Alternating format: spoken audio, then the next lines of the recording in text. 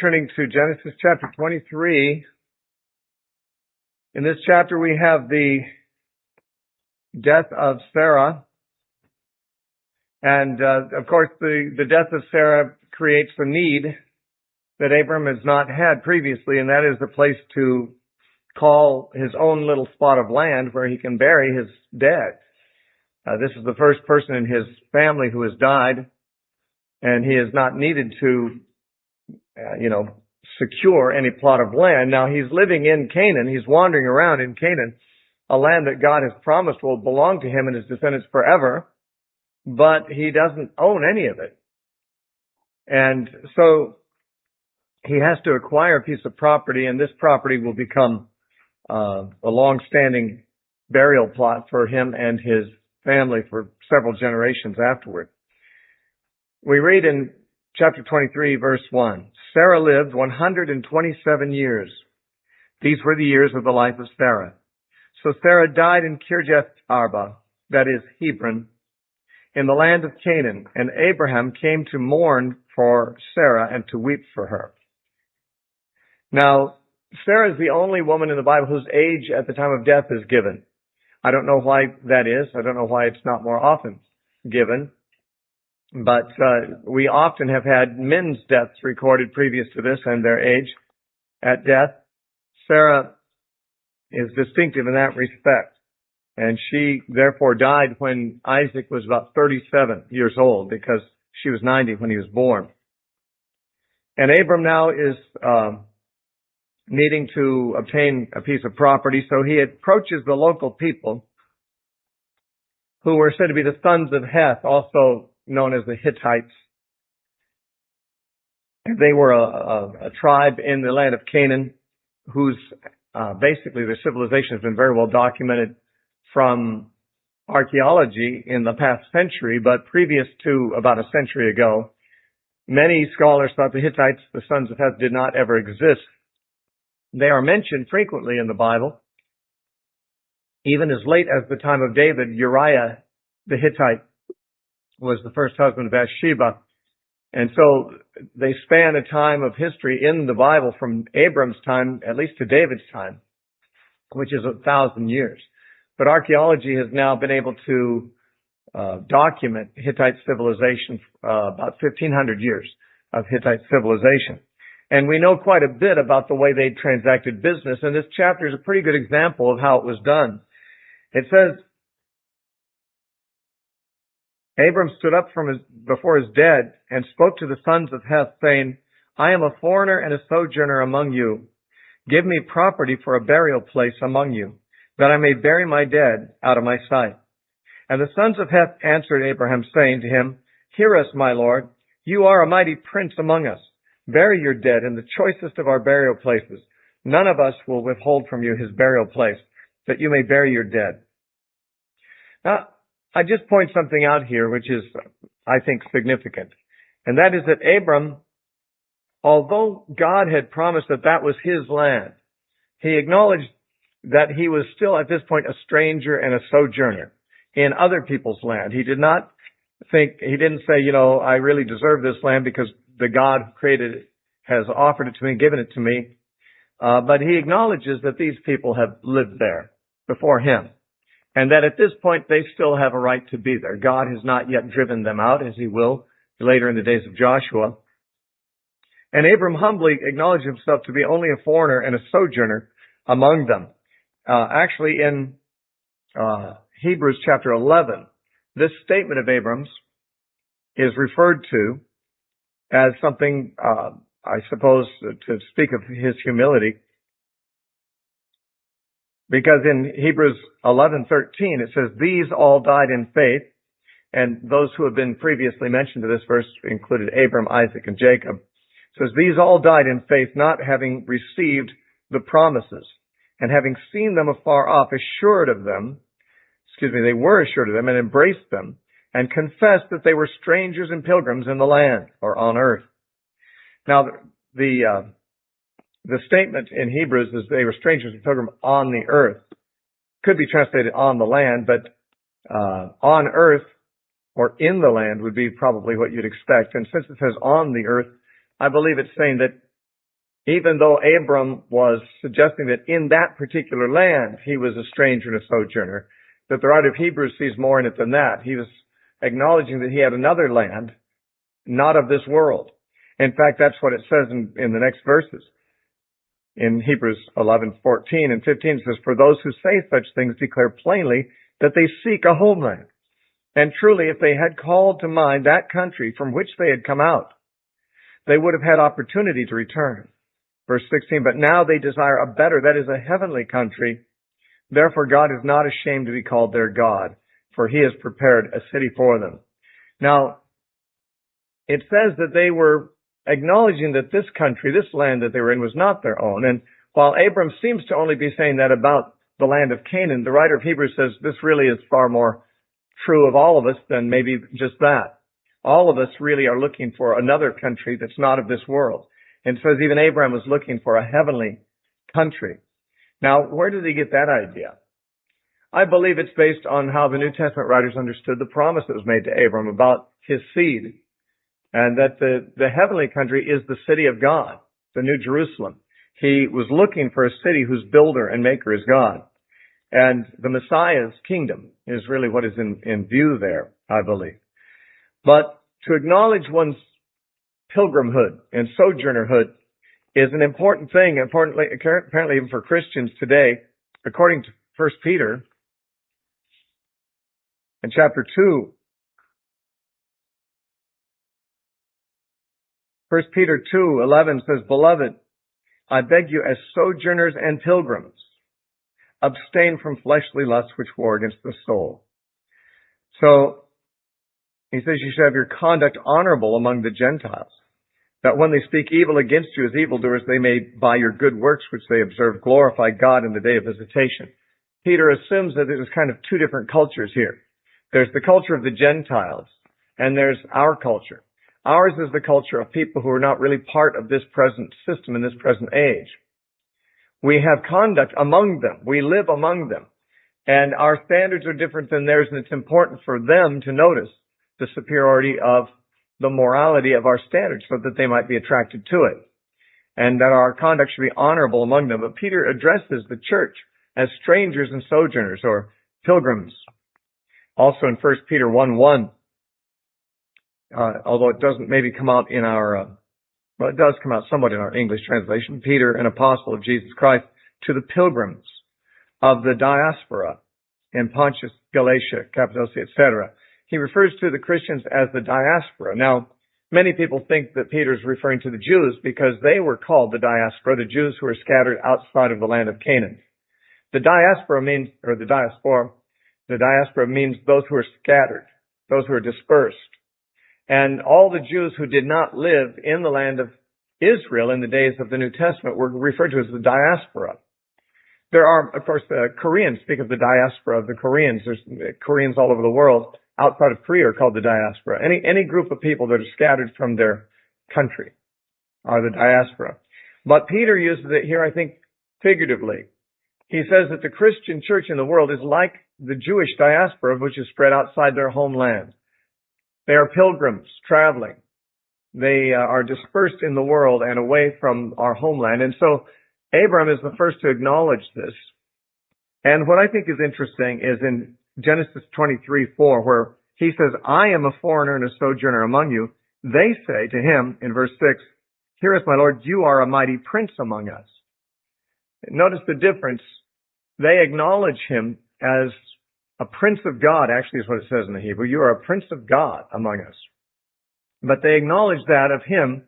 He does not say that about himself. His view is that he's merely a passer-through.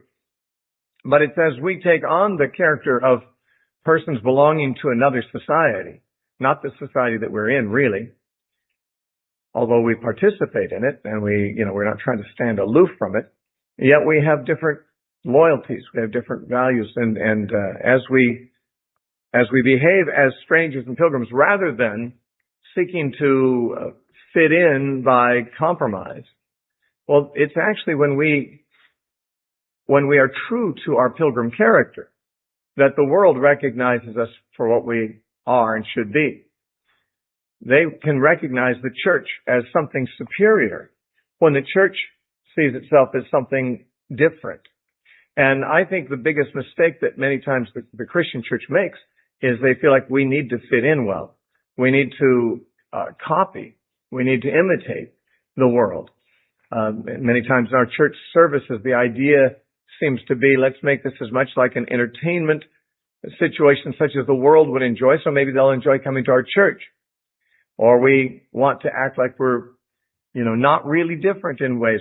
We conceal our views and our values that are different. Maybe out of embarrassment, or maybe simply out of a desire to relate. But there's times when we just need to act like we belong to another country. And we're strangers here. Especially when this country, or this world, is so corrupt that we have to assume that there are people in it who would like to know that there is an alternative. There are people in it who would probably be drawn to another country if they believe there was one. But if all those who claim to belong to it don't act like they belong to any other society, they just act like they belong to this one, then there'll be no convincing testimony to the alternative. And Abram, when he referred to himself, when he saw himself as a foreigner and a sojourner, they saw him as something greater than that. Now they said initially, go ahead and bury your dead in whatever choicest burial places you can find here. I don't know if they meant, never mind purchasing property, just choose one of our graveyards and feel free to use it for free. Just go ahead and bury your dead in one of our graveyards. That might be what they meant. Or they might have meant, we'll just give you a piece of property, you name it. However, we should recognize as we read through this that the magnanimity of the Hittites, as it appears to be in the bargaining, especially Ephron, who says, no, just take it. Well, I don't want your money. This is really the way bargains were done in the Hittite civilization, as we know there are testimonies to this in the Nuzi tablets and other archaeological finds. And it says, verse 7, then Abram stood up and bowed himself to the people of the land, the sons of Heth, and he spoke with them, saying, if it is your wish that I bury my dead out of my sight, hear me, and meet with Ephron, the son of Zohar, for me.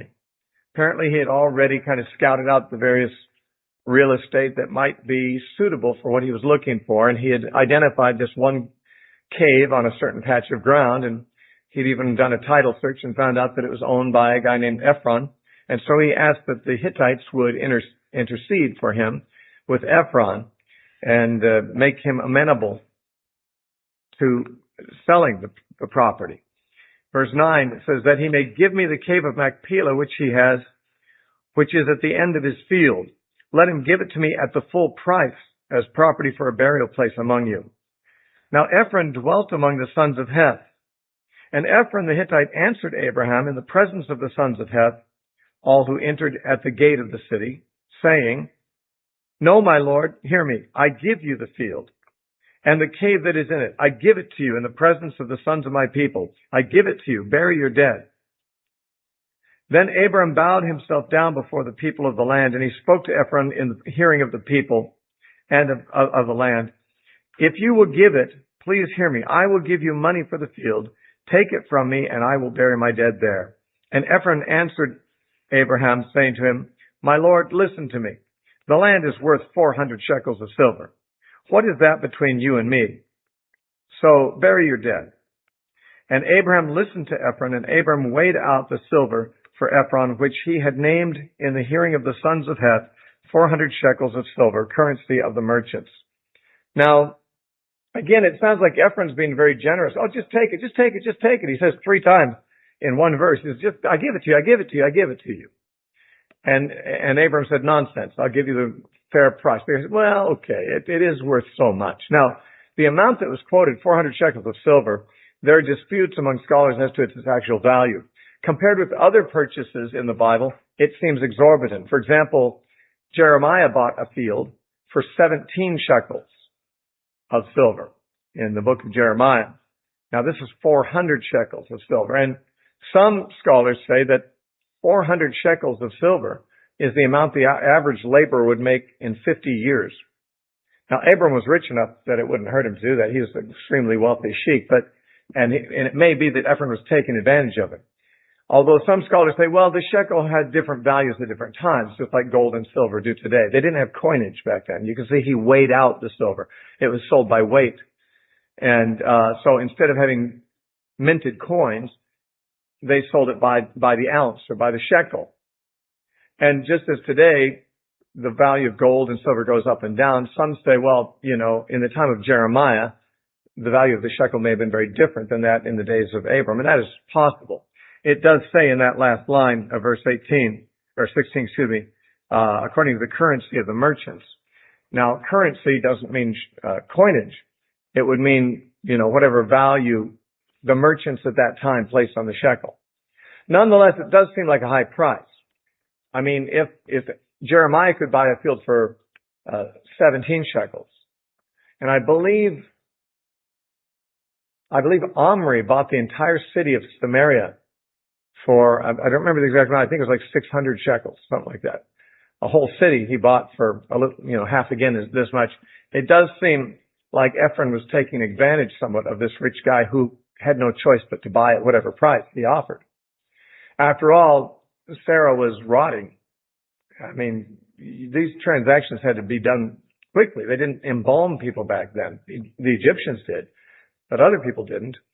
So as soon as someone died, you had to get them in the ground in 2 or 3 days, or it's going to be an ugly picture. Bodies do rot quickly when they're not embalmed, especially in the heat of the day. They didn't have refrigerated compartments like they do at our modern funeral homes and so forth. So almost as soon as she died, he had to secure something. Ephron knew that this man was rich enough to buy the cave at any price and would buy it at any price. So Ephron, I don't think he's being so generous here. In fact, it may have been well understood by Abraham and the Hittites that this was a situation of Ephron taking advantage of a rich guy in a, hard spot. But why did he seem so generous then at the beginning? Why did he seem so, just take it? This is the way that they bargained in those days. It was understood that you don't accept the first offer, but it's polite to make the offer. I remember I was living with a guy from somewhere in the Midwest. He's a friend of mine, a Canadian who grew up in the Midwest, but he, when I was single and he was single, we lived together and I remember he used to, whenever he was cooking, he'd offer me some of what he was making. And I always had made other arrangements or whatever. I wasn't hungry or something, and I'd turn him down.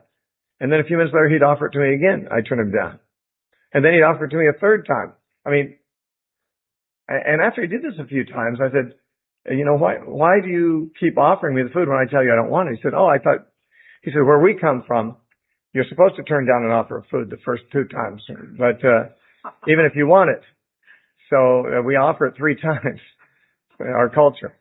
And I guess that reminded me a little of this situation where if Abram said, oh, sure, I'll take it for free, that would have been considered extremely rude. Maybe an act of war even, who knows, it was just not, the culture of the time, the etiquette of the time was, someone says, I want to buy it from you. Oh, take it for free. But you really had better not, because it's understood you won't do that. You're supposed to come back and say, oh no, I'll give you whatever it's worth. And then the real deal really is made after that. It's just kind of protocol. And so the man sounds very generous just because sometimes in Eastern culture there's this outward magnanimity that's part of the culture, but the man really, I think, kind of took advantage of it, charged a lot of money for that field. And so this became the only piece of property in the promised land that Abram ever owned. And it says in Hebrews 11 that he and Isaac and Jacob wandered and lived in tents in the land that had been promised to them, not really owning it. They only owned this one little field. And this field became the place where not only Sarah was buried, later in chapter 25, Abram is buried there when he dies. And as we go on through the story in Genesis, we find that Isaac and Rebekah are buried there, and Jacob and Leah are buried there. Interestingly, Rachel is not. She's buried near Bethlehem because she apparently died too far away from Machpelah to get her there before it was too late to bury her. So she didn't get in there, but Leah did. Anyway, it says, so the field of Ephron, which was in Machpelah, which was before Mamre, the field in the cave which was in it, and all the trees that were in the field, which were within all the surrounding borders, were deeded to Abraham as a possession in the presence of the sons of Heth. before all who went into the gate of the city. Notice the gate of the city in verse 10 also was the place where this transaction took place, and now it mentions it again. I said in an earlier lecture that the gate of the city is where business and legal transactions generally took place. That's where the court hearings were conducted. The elders of the city sat in the gate of the city.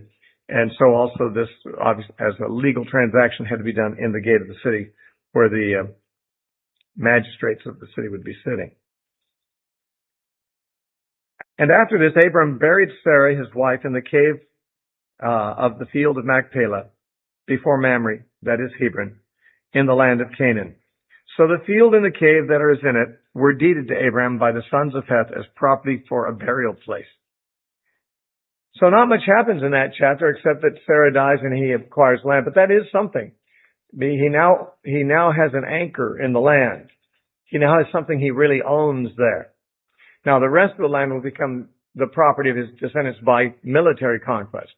But here he got the land peaceably, and this is probably the only piece of land in Israel that has that about it. It's a place that was acquired without conflict, without war. It's a peaceable piece of land. Unfortunately, it's not so peaceable now, that particular spot. It's been in the hands of the Muslims for, I think, since the 13th century.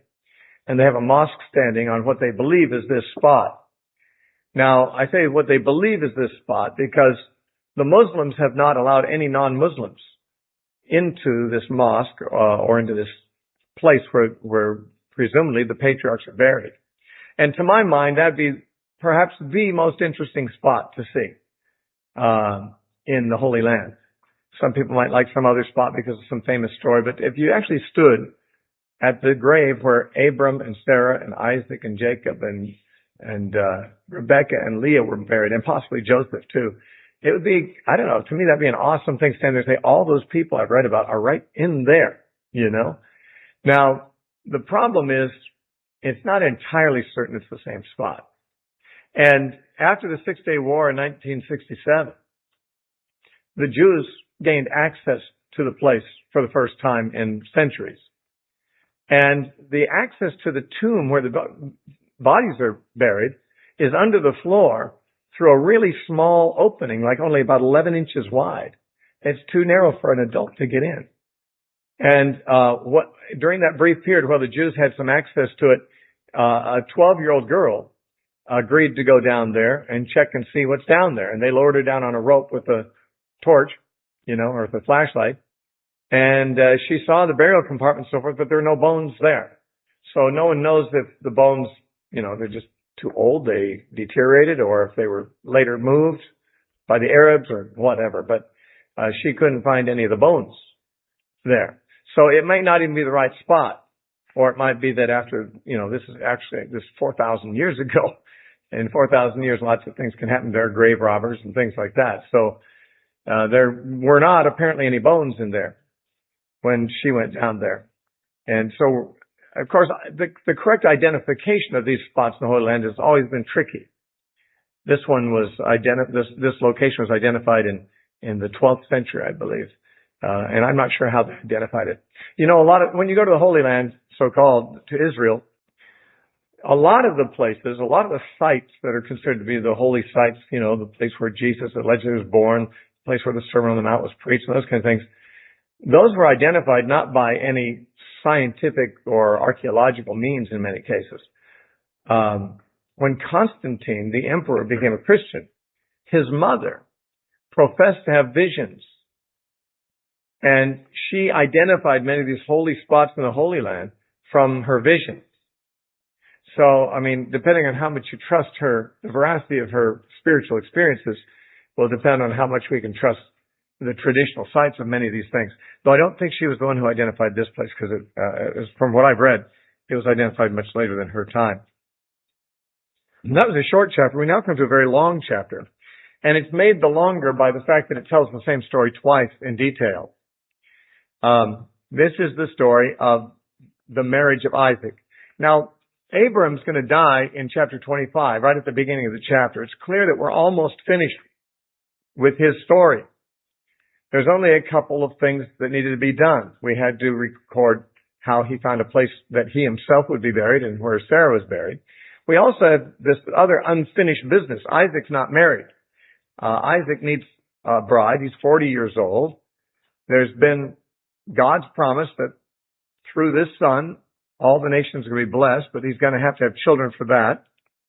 And so the last order of business for Abram, although he lived another 35 years after this, the last recorded story in the life of Abram is his acquiring a bride for Isaac, because that is, essential to the story. All the remaining 35 years of Abram's life after this, really nothing else is recorded of. Now Abram was old and well advanced in age, and Yahweh had blessed Abram in all things. So Abram said to the oldest servant of his house, who ruled over all that he had, "Please put your hand under my thigh, and I will make you swear." This is a strange arrangement to us. It's an old Middle Eastern custom of how to take an oath.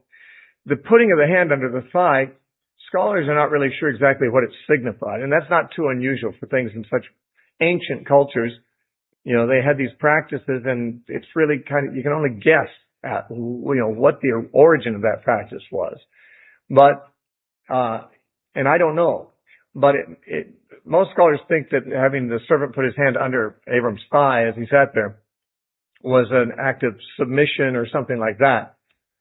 I could see how that might be.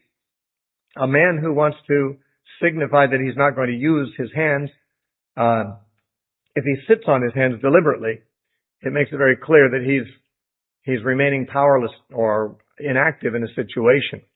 I've mentioned before that there's only been one time that I've actually been hit by another man who was angry at me, and I saw him coming. I knew he was angry at me, and I took my glasses off and handed them to a friend, and then I sat down on my hands, and in doing that, I wanted to make it very clear to him, he can hit me if he wants to, but I'm not going to hit him back. He did hit me, but he didn't hit me back. I didn't hit him back, and he didn't hit again. But I mean, to me, it just seemed natural. I hadn't thought of this in advance. I just thought, I'm going to demonstrate that I'm not going to do anything. I'm not going to do anything with my hands. So I sort of made myself visibly powerless to defend myself. And it may be that by saying, "Put your hand under my thigh," it means you're giving up all of your power to do what you want to do, and you're now under my power. Of course, the servant would be under Abraham's power anyway, but he's swearing to do something that Abraham wanted to do, not necessarily that he would choose to do. I don't know if that has anything to do with the origin of the custom. It may have had totally different meaning, but I've thought about it a lot, and I don't have any real authoritative ideas about it. It's just an ancient and strange custom. But he said, "Put your hand under my thigh, and I'll make you swear by the Lord, the God of heaven and the God of the earth, that you will not take a wife for my son from the daughters of the Canaanites among whom I dwell. But you shall go to my country and to my kindred and take a wife for my son Isaac." Now, the Canaanites were a corrupt people with a corrupt religion, and Abram didn't want any of that coming into the family line. I mean, if Isaac had married someone from a corrupt family, even if it was a good girl, the influence of the in-laws and all that kind of stuff, pressure to honor the gods of the Canaanites, those kinds of things Abram didn't want coming into the family. Now, at a later date, Esau married a couple of Canaanite girls, and it grieved his parents, Isaac and Rebekah. And it would seem that all of Jacob's sons must have married Canaanite girls, because there were no Jewish girls. They were the first Jews, the boys. And so if they married local women, which seems likely, it would seem that 11 of Jacob's sons must have married Canaanite girls. Joseph married Egyptian women. But initially, Abram was concerned not to include any Canaanite stock or Canaanite blood, or probably Canaanite philosophy and religion in the family. So he insisted that Isaac must marry somebody has more of an affinity with the family, both not just biologically, but religiously. We don't know much about the religion of Abram's family that he sent his servant to, but they do seem to at least acknowledge Yahweh, and they may have been worshipers of Yahweh through Abraham's influence. We've heard nothing much about them since Abram left them now 140 years earlier. Excuse me, it wasn't 140 years earlier he left them. He left them about 55 years earlier, I guess. He says, but you should go to my country and my kindred and take a wife for my son Isaac. Verse 5, and the servant said to him, perhaps the woman will not be willing to follow me to this land. Must I take your son back to the land from which you came? So if she won't come here, should Isaac go there? If the mountain won't come to Muhammad, should Muhammad go to the mountain? And the Lord, Abram said to him, beware that you do not take my son back there. Yahweh, the God of heaven, who took me from my father's house and from the land of my kindred, and who spoke to me and swore to me, saying, to your descendants I will give this land. He will send his angel before you, and you shall take a wife for my son from there. And if the woman is not willing to follow you, then you will be released from this oath. Only do not take my son back there. Now, I guess Abram was not so sure Isaac would come back if he left the land. After all, he is wealthy, but he is a wanderer. If he had gone back to Haran, where the family was, and married, he might well have found that the settled life in Haran, the city life maybe, the economy, the social life, the stability, that may have appealed to him. And that he might just have decided to stay there and never come back to the land. Abram was afraid that might happen. So he says, no, don't take him back there. You bring the woman here. Now, if she won't come, then you're free from your oath. But he said, the Lord will send his angel ahead of you. Now, we don't read that any angel was visibly leading this servant as he traveled, but no doubt Abram was correct. It does seem that he was led in some way to the place, to the right spot at the right time. And so perhaps we should understand that God's angels do serve as agents to invisibly guide, although we think of more in terms of being guided by the Holy Spirit. The Holy Spirit also has his angels stationed with us, and so Abram felt that the angel would guide him, as Moses was told by God that the angel would go before them into the land of Canaan, though they didn't necessarily see the angel but once when Joshua met with that angel before the conquest of Jericho. Anyway, it seems as if Abram is stating as a certainty that because God will send the angel to the right spot, the woman will be willing to go, and he says, and you will bring her back here. But then he's not so sure. He said, at least if she doesn't come, then you're free from your oath. So I don't want you to feel under pressure that you have to pressure her. If she's not willing to come, I don't want you to force her or kidnap her or, make her feel that she has to come against her will. You'll be released from the oath if she says no. So the servant put his hand under the thigh of Abraham, his master, and swore to him concerning this matter. Then the servant took 10 of his master's camels and departed, for all his master's goods were in his hand, and he arose and went to Mesopotamia to the city of Nahor. Now the city of Nahor is not the name of the city in all likelihood, but this is the city that Nahor apparently had settled in. And it's possible the city had come to be named after him. That sometimes was the case. Cities were sometimes named after individuals. But we know that Nahor was the other brother, the other surviving brother of Abraham after the death of the brother Haran. And it would appear that when Terah and Abram and Sarah and all those people left Ur of the Chaldees and went to Haran, Nahor was with them. And so this city, as far as Abraham was concerned, was Nahor's city. This was where Nahor lived. And that's where the family of Nahor would be, from whom a wife would be sought. So he went to the city of Nahor. Now this would be near Haran, up in Mesopotamia. The journey, by some estimates, was about 450 miles or 725 kilometers. Some estimates make it a little longer by the ancient routes that would have probably been traveled. It's not as direct. Some say it's about 520 miles. So it's somewhere between 450 and 520 miles journey. In kilometers, that's 725 to 837 kilometers. Now, it would seem a man traveling alone can travel 20 miles or more a day. But with a camel caravan, camels, they're not usually going to be running, they're going to be walking, and even probably a little slower loaded down. than a man walks. So they might travel only about 15 miles a day or so, maybe 20.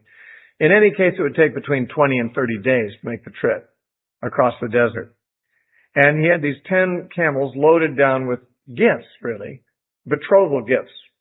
When you, in those days, wanted to make a deal with the family to, take one of their daughters for your sons, you would give there was a bride price you'd give.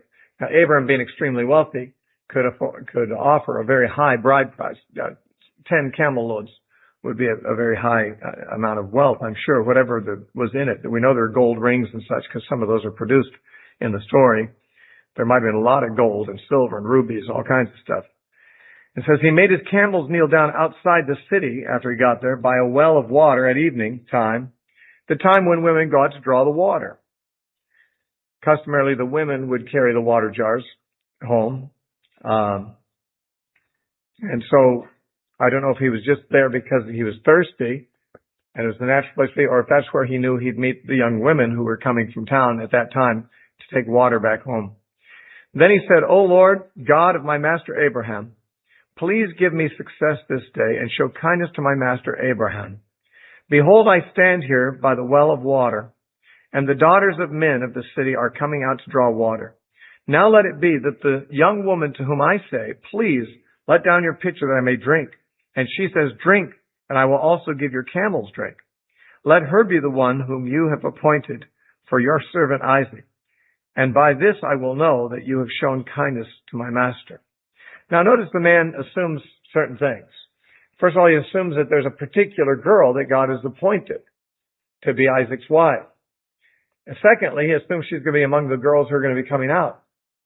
And he hopes that she'll be the first one he approaches, or else he may end up drinking a lot of water before the right one gives him water, Please give me some water. Okay, here. No mention of the camels. Find another girl. Could you give me some water? Drinks water from 8 or 10 different jugs before one finally says, I'll give it to your camels. But he did believe that she'd be there. He assumes that to be true. Perhaps he just knew that there's not going to be any young women in this town except the ones who come out here to draw water, so one of them's got to be the right one. Now, the idea that there's one that God chose is, it seems to be, that theory seems to be vindicated by the events that followed. Because God did, of course, find apparently the woman who is best connected to the family. And in many respects, probably the best girl in town and maybe the best in the world for Isaac. And so we could see that God would have chosen her. Many people would ask, and many Christians think they know, whether it is so that there's only one person in the world for each person to marry. And, you got to marry that one or you miss the boat. And the Bible doesn't really say clearly about that. It seems to me that one could worry about that a little too much. I certainly believe when I look at my parents' marriage that I couldn't imagine a better match for my dad or for my mom. And so it kind of would seem like, God picked them out for each other. And it certainly seems like God picked out Rebekah for Isaac here. On the other hand, in talking about widows in 1 Corinthians chapter 7, Paul indicates that while he thinks widows may be happier and able more to devote themselves to the service of God if they remain single, yet he said there's certainly nothing wrong with them getting married. And it's funny that how he actually says it here. In verse 39 of 1 Corinthians 7, he says, "A wife is bound by the law as long as her husband lives. But if her husband dies, she's at liberty to be married to whom she wishes, only in the Lord." Now, when it says a wife is bound to the husband as long as he lives, that means as long as she's married and he's alive. Certainly, Paul's not describing every circumstance. He's trying to make a general point. The circumstance is that if a woman is still married, that is, she's not legitimately divorced, then if she's not divorced, then she's married until he dies. But if he's dead, well, then she's not married. And she's free to remarry. And what's the point I would observe is that it says she's free to be married to whomever she wishes, only in the Lord. So there seems to be only one condition. A woman or a man, a Christian, has to marry another Christian. But it seems like they're at liberty to choose whoever they want. unless Paul's idea is, well, the first person they married was God's choice, but now that they're dead, there's not another choice out there, so they can marry whoever they want to. But I think that's unlikely to be his meaning. It seems like, probably from the point of view of the Christian, even if God does have one person picked out for you, it's not like you have to stress about whether you'll find that one or not. It seems to me that, like with many things in the guidance of God, you make decisions about that according to wisdom, according to feeling, according to the kinds of things that godly considerations would consider. And then if you move forward into marriage and you're married, then it turns out that's the one God chose for you. Now, on occasion, I think there are occasions when God has a special one picked out for someone, and I know that when my wife June, which is probably the only wife I should have ever married, as things turned out. Of course, I wouldn't have any of my children if that had been the case, so I don't know. God knows. But my wife June, before I ever really knew her well or had an interest in her, we knew each other as friends in a group, and we spent a lot of time together, not just one-on-one, but as a group of people. And she apparently had prayed at one point and told God that if she were to marry, she had never actually wanted to marry. She was raised Catholic, and she kind of had wanted to be a nun when she was young, and even as a Christian, she had not really had any interest in marriage, but she prayed once apparently, and I didn't learn this till much later after I proposed to her. But she said, Lord, if you want me to marry anybody, I'd like to marry Steve. And the Lord spoke to her and said, you will.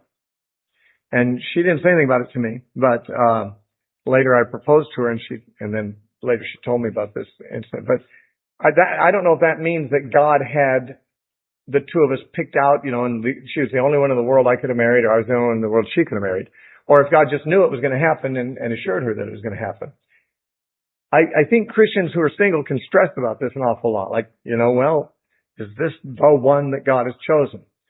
I'd be careful about being too concerned about picking a spouse that way. I'll tell you another story in my life that's really confusing. I told this to somebody already, but it really confuses me. When I was in high school still, when I was just ready to graduate as a senior in high school, I was teaching a Bible study every day at lunch, and there was a young woman who was attending the Bible studies every day, and she was attractive and quiet and attentive and so forth. And I was attracted to her, though I didn't have any experience at all with dating or anything like that. I had not really done that as a younger person. And I was newly baptized in the Spirit, so the whole spiritual gifts and guidance and things were all brand new to me. I didn't know how things were supposed to be done. But I knew about, the story of Gideon, not Gideon. The fleece. The fleece that was put out. I thought, well, Lord, if I should pursue this woman, then I laid out a circumstance that was very unlikely to occur. I said, let this happen in this time frame. And it did happen. And I thought, well, that could be a coincidence. So I came up with another scenario that was equally unlikely to happen by chance. I said, well, Lord, if she's really the one I should be considering, then let such and such happen. And it happened. And I was kind of nervous about this because I wasn't really sure if this is the way you're supposed to be getting guidance about such things, but I did it again and again and again, actually 7 different times. After I got to the 7th time and they all turned up positive, I thought, well, 7's a good number. I guess I should stop there. And literally, things that I made them harder and harder situations. As each one materialized, I thought, well, that was apparently too easy, So I made all these situations more difficult than the previous. And in every case, the answer came up positive. So I thought, well, it sounds like this is the one. It sounds like this is one God's leading me to. And I went to her and spoke with her. I says, I wouldn't do this today with a woman, but I didn't know better. I says, this is strange. I know we don't know each other that well, but I just kind of feel like God may want us to start seeing each other and get together. And she said, well, that's fine and all, but I just want you to know I don't love you. I said, well, that's okay. I mean, if God wants it to happen, you will. And if not, then that's fine. Won't happen. And the next day she came to me and said, you know what? I love you. Teenagers, pretty flaky. But it seemed like a confirmation to me. It seemed like, wow, everything confirms that this is the right one. So we went out once. And then the second time I wanted to go out with her, her parents wouldn't let her. They called me the guy from Jesus. They didn't like Jesus. And they didn't want her seeing a guy from Jesus. And, so we talked on the phone until her parents pulled the plug out of the wall and wouldn't let her talk on the phone. There weren't cell phones back then. So, they cut off all communication with us. And she was a year younger than me, so she wasn't in any of my classes. The only time we saw each other was at lunch, and I was teaching the whole lunchtime, and they'd take her to school and pick her up, and there's absolutely no way for me to see her. So as the weeks and months went by, obviously we didn't get any closer. And eventually she ended up seeing someone else, and when she graduated, she moved in with a guy, someone else, she backslid. And I thought, well, that is a really strange set of circumstances. It's not strange that, two teenagers that think they like each other would eventually not end up together. What was strange is all those fleeces and stuff. This guy was putting out a fleece for God, If there's a woman who says, sort of the countersign, like two secret agents meeting to see if you're the one, it's the countersign. Give me a drink of water. Drink and I'll give your camels drink also. Okay, you're the one I'm supposed to meet here. But I had more than that going for me. And it turned out to be, I'd have to be mistaken. Now that was an early experience of mine in divine guidance. And it was the most confusing one I've ever had. And so what's the conclusion? My conclusion is this. Don't assume that God is telling you that you're going to marry somebody, although he might be. If he is, you'll find out because it'll happen.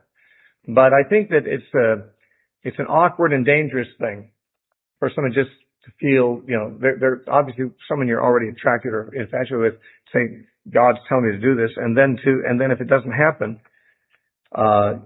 then you begin to doubt God.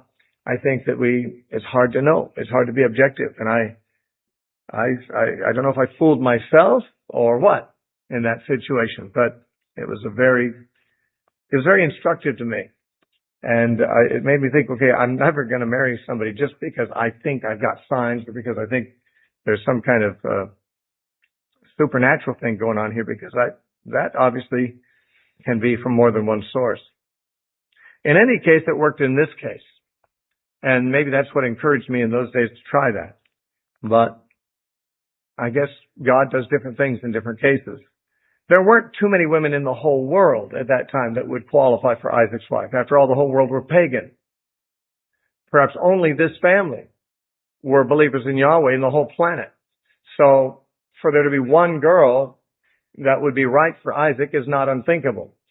In the world today, with so many Christians around the world, of course, it's not as likely that there's only one person that each one would be happy with. There's probably multiple people that would be possibilities. Anyway, I know that single people, like myself, when they read a story like this, what does this tell us about God's will in bringing people together? Well, it certainly shows in this case the sovereignty of God working to bring Rebekah to Isaac. There's no question about that. And verse 15 says, it happened before he had finished speaking, that behold, Rebekah, who was born to Bethuel, son of Milcah, the wife of Nahor, Abram's brother, came out with her pitcher on her shoulder. Now the young woman was very beautiful to behold, a virgin. No man had known her. And she went down to the well and filled her pitcher and came up. Now it mentions she was very beautiful to behold. Actually, the same thing is mentioned about Sarah, and the same thing is said about Rachel later on. It's usually the first thing you hear about them. And then you find out they're a virgin and they're related to so and so. And in other words, you find out their other qualifications after you find out they're beautiful. And I don't know why that's always mentioned first, except that that's probably what men notice first, honestly. Men can notice if a woman's beautiful before they know anything else about them. And so, and generally speaking, that's kind of the first qualifier. That's kind of the first eliminator. If a man doesn't find a woman physically attractive, she might be in all other respects a wonderful person, but it might not go anywhere from there. He might not ever even find out. And it does seem that although physical beauty is certainly not the most important thing, it is the first thing that people notice in general. And it's usually the first thing that's mentioned when we're being introduced in the scripture to somebody's, potential wife. And no doubt the reason is because that was the first thing the servant noticed as a man. And he didn't know anything else about her, but he knew she was beautiful. And it turns out she was also a virgin. That means she was available. And she came to fill her pitcher up with water. And the servant ran to meet her and said, "Please let me drink a little water from your pitcher." So she said, "Drink, my lord." Then she hastened and let her pitcher down to her hand and gave him a drink. And when she had finished giving him a drink, she said, "I will draw water for your camels also until they have finished drinking." Now that's obviously the countersign. He knew he had met his contact here, but she didn't know it yet. Now think of what she was offering. She's offering to water all these camels that have been traveling for a month across the desert. Now, camels can drink a lot of water, and they can go a long time without water. But once they've gone a long time without water, it takes a lot to replenish them. A camel can drink about 25 gallons of water, or 100 liters per camel. And he had 10 camels. So she had to draw about 1,000 liters of water, or 250 gallons of water to feed those camels. If she had, let's say, an 8-gallon jar, which would be relatively heavy to lift and to pull out of a well, she'd have to refill it 30 times to feed these camels all the water. And yet she volunteered. He didn't ask her to do it, and she didn't do it grudgingly. He just asked for a drink himself, but she saw he had camels there. She obviously had a servant's heart. She thought, well, this man, his camels are going to need water too, so I'll volunteer to do that too. And then it says she hastened and emptied her pitcher into the trough and ran back to the well to draw water. She didn't even move slow. She was running. She might have been running by the time she was carrying the 30th jar, but at least she was enthusiastic at the beginning. And it says she ran back to the well to draw water and drew for all his camels. And the man, wondering at her, remained silent so as to know whether the Lord had made his journey prosperous or not. Now, this man is a little slow to convince, I would say. But no wonder. He still didn't know if she'd be willing to make the trip. So it was, because, even he might have decided this is the one. This woman is the one that God has led me to. This is the one that God would have to marry Isaac. But he still knew that she had a free choice in the matter. She might even be the right one, and she might choose not to go there. People do choose for themselves things, and sometimes they choose contrary to what the will of God is for them. So he still wasn't sure if his journey was prosperous or not. So it was when the camels had finished drinking that the man took a golden nose ring weighing half a shekel. Now, half a shekel, I don't know exactly how much a shekel is, but it's obvious this is a gold shekel, not a silver shekel. Abram bought the field of Machpelah at an exorbitant price for 400 silver shekels. But a gold shekel is probably worth what? What's gold worth? 20 times as much as silver? Something like that. I don't know. And so this would be a very valuable piece of gold. And 2 bracelets for her wrist weighing 10 shekels of gold. So, this is like more than her brothers would make working in a lifetime, perhaps, these items. By the way, they impressed her brother when he saw them. And the servant said, "Whose daughter are you? Tell me, please, is there room in your father's house for us to lodge?" So she said to him, "I am the daughter of Bethuel, Milcah's son, whom she bore to Nahor." Moreover, she said to him, "We have both straw and feed enough and room to lodge." Then the man bowed down his head and worshipped Yahweh. And he said, "Blessed be the Lord God of my master Abraham, who has not forsaken his mercy and his truth toward my master. As for me, being on the way, Yahweh led me to the house of my master's brethren." So the young woman ran and told those of her mother's house these things. Now, the servant, of course, when he heard the family she was with, it only confirmed from the other evidence he had that this was the right one, and he just recognized, apparently it just dawned on him that God had led him to that spot at that time. If he had come a half hour later, he would have missed her. If he'd come a half hour earlier, he might have run into a different girl. And he had been traveling for probably a month, and without necessarily having any sense of an angel directing him or God directing him, he was just making his way along the route, the way you go. Probably breaking camp at whatever time of day was convenient and setting up camp at whatever time was convenient, not aware that he's being led moment by moment, step by step to this specific well at this specific hour or this specific moment. And afterwards he says, wow, while I was traveling, the Lord was leading me. And that's how divine guidance often is. You're making your decisions just on the basis of ordinary considerations in many cases. You know, you're just going by common sense or wisdom or the opportunities that arise. And so you're not aware of divine guidance until something happens. You say, wow, I had to be here at this moment for this to happen, and I was being led by God without even being aware of it. And it says in Romans 8, as many as are led by the Spirit of God, they are the children of God. So that all children of God are led by the Spirit of God, not always consciously though. A lot of the guidance is unconscious. And you can probably look back at a number of encounters that have been very important in your life in one way or another, and realize that you met that person or heard that information or got into that circumstance just because you'd made a certain choice that day to go this way instead of that way. And you know, it could have been the other way around, but you happened to go this way. You were not aware of any significance that would come of it.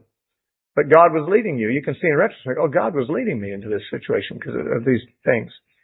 And that's what this man got the revelation, that he'd been led by God, although inadvertently and unknowingly. Now, Rebekah had a brother whose name was Laban, who of course becomes very significant in the story later on.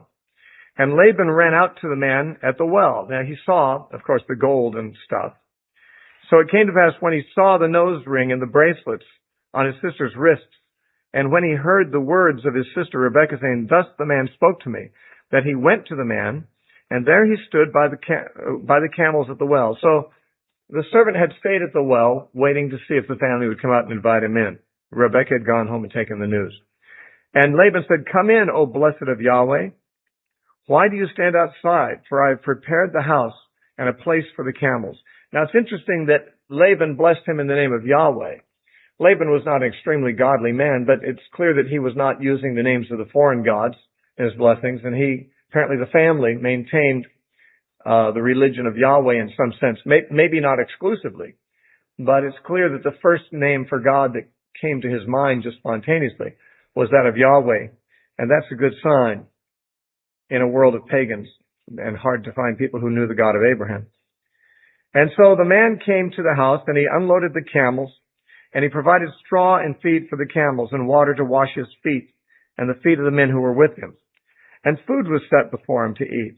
But he said, I will not eat until I have told my errand. And he said, speak on. So he said, I am Abraham's servant. Now they knew who Abraham was because they knew Nahor, and they knew that Nahor had a brother named Abraham. So they now know something about this man that they didn't know before. He's connected to a relative of theirs. A respected one, no doubt. One who was revered because he was like the brother of their ancestor. He says, Yahweh has blessed my master greatly, and he has become great, and he has given him flocks and herds and silver and gold, male and female servants, and camels and donkeys.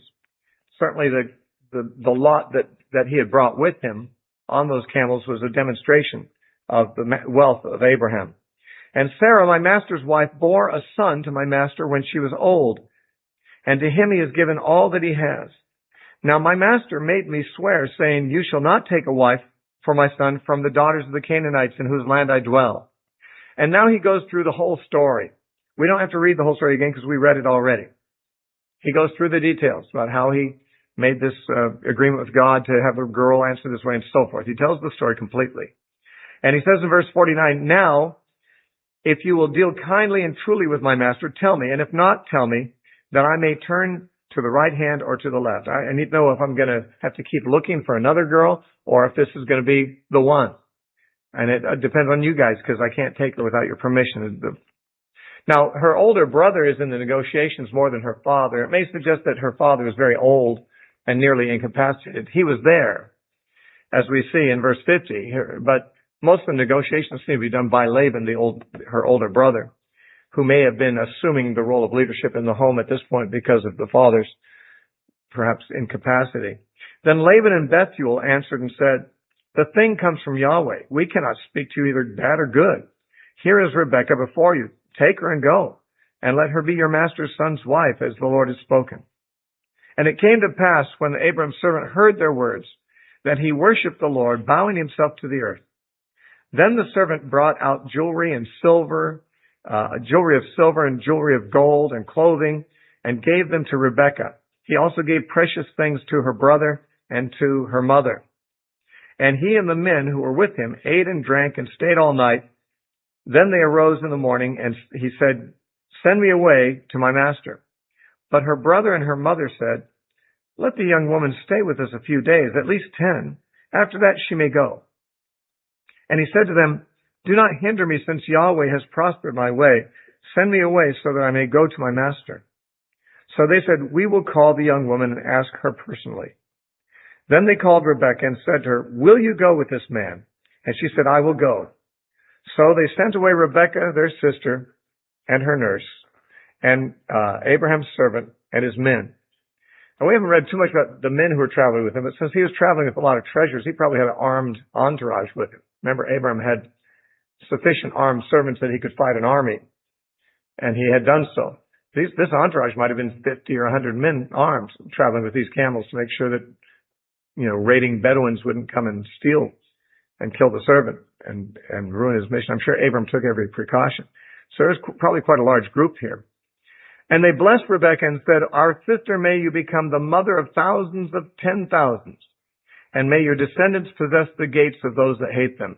To possess the gates probably means to control the entry to the city. Walled cities were protected against invaders, except if you got through the gates, you could conquer them. And so may your enemies may your children conquer their enemies, is basically what they're saying, and possess access to their gates of their cities. Then Rebekah and her maids arose, and they rode on camels and followed the man. So the servant took Rebekah and departed. Now Isaac came from the way of Beer-lahai-roi, for he dwelt in the south. That's, of course, the well of him who lives and sees me, which had been so named by Hagar when she was fleeing from Sarah. And Isaac went out to meditate in the field in the evening. And he lifted his eyes and looked, and there the camels were coming. Then Rebekah lifted her eyes. When she saw Isaac, she dismounted from her camel. For she said to the servant, "Who is this man walking in the field to meet us?" And the servant said, "It is my master." So she took a veil and covered herself, which would have been a way of her showing her submissiveness and her betrothal. And the servant told Isaac all things that he had done. Then Isaac brought her into his mother Sarah's tent, and he took Rebekah, and she became his wife. And he loved her, so Isaac was comforted after his mother's death. Now, there's no wedding ceremony mentioned here, but there probably was something that transpired. In the ancient Middle Eastern world, weddings were extremely simple. I've read some books on this very thing to know what the origins of marriage ceremonies are. And the Mesopotamian people in those days, a man and woman who had agreed to get married would stand before a witness and he'd say, "You're my wife." And she'd say, "You're my husband." And they were married. So it's just a verbalized agreement that they made. It's a covenant. And it was, of course, agreed to by both. It may seem like the woman was more like a pawn here because the negotiations were done between the man and her brother or father or whatever. But she was still given some measure of choice in the matter, but not entirely. I mean, in those days, in the Middle East, of course, women had much less rights. But we do see her willingness. I mean, she said she'd go early rather than delay. She was willing. And I might just say before we pass from this story that Christians have often seen in this story a type of Christ, Isaac being a type of Christ. and Abram, his father, being a type of God the Father. Jesus said in Matthew 22, 1 or 2, at the beginning of Matthew 22, Jesus said, the kingdom of God is like a king who wanted to make a marriage for his son. And that's really what it is like. God wanted to find a bride for his son, Jesus. And he's called us all to be that bride. And so Abram is like God, seeking a marriage for his son. And he sends his servant with gifts. The servant, in this case, might have been Eliezer at a much earlier time, really about 55 years earlier. Eliezer had been the heir of the household. But he may have been dead by now. If Eliezer was the oldest servant 55 years earlier, as is suggested, he might have been replaced by an older one by now and be dead. In any case, the oldest servant, if it was Eliezer, would have been particularly unselfish in that Isaac had supplanted him. Eliezer had been at one time the heir, and then when Isaac was born, that dashed any of his hopes of being the heir of all that huge estate. But if that was him, and some people think it was, then he's particularly an unselfish individual, showing so much concern for Abraham's well-being and Isaac's well-being, although he himself is receiving nothing out of this. But many people see Abraham as a type of God the Father, and Isaac a type of Jesus, and the servant as a type of the Holy Spirit who is sent into the world to find a bride for Jesus. And Rebecca, therefore, would be like a picture of the church, or maybe of the individual Christian, who she agrees to marry someone she's never even seen. Remember, it says in 1 Peter chapter 1, verse 8, it says of Christ, whom having not seen, we love. We've chosen to love Christ and to be joined to him in covenant with him, though we've never seen him. It says in 1 Peter 1:8. And so Rebecca also, never having seen Isaac, though she had heard of his father, no doubt. She probably knew his father by reputation, just like many people know about God before they become Christians. They know God by reputation, but they don't know Christ.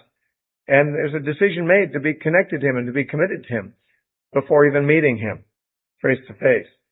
She receives gifts from the servant as tokens, and God has sent the Holy Spirit to give us gifts of the Holy Spirit, which are the tokens of the betrothal. There's more to come when we meet the bridegroom, but there are gifts that are given in the meantime. And she makes this arduous journey across the desert to meet her husband. And that's sort of like the Christian life. You make a decision to be joined to Christ, and then there's the rest of your life with its trials and its difficulties. And it's just something that we accept. We just accept the time will come when we meet him face to face. In the meantime, there's this desert to cross. There's this uncomfortable camel ride, with various dangers and so forth associated with it. But many have found it impossible to resist the temptation to see this as a picture of Christ and the church, because so many things about the story fit well as parallels. The New Testament doesn't really make that application, though it does seem to approve of Isaac being a type of Christ in other respects. For example, when Abram offered up Isaac, that is seen generally as a picture of God offering up Christ. So if Isaac is a picture of Christ in that story, he might well be a picture of Christ in this one as well. Anyway, that brings us to a stopping point, and we'll take our break.